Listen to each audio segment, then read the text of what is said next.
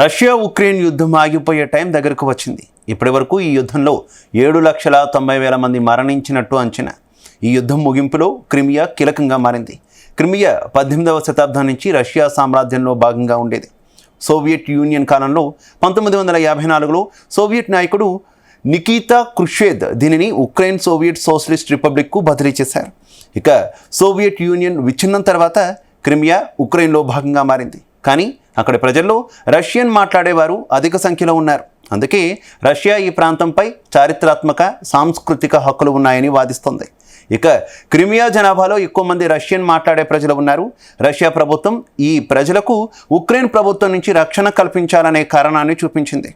2014లో క్రిమియాను Russia ఆక్రమించుకున్న తర్వాత Russia నిర్వహించిన ప్రజాభిప్రాయ సేకరణలో మెజార్టీ ప్రజలు రష్యాలో కలవడానికి మొగ్గు చూపారని పేర్కొంది. అయితే అంతర్జాతీయ సమాజం ఈ రెఫరెండంను గుర్తించలేదు.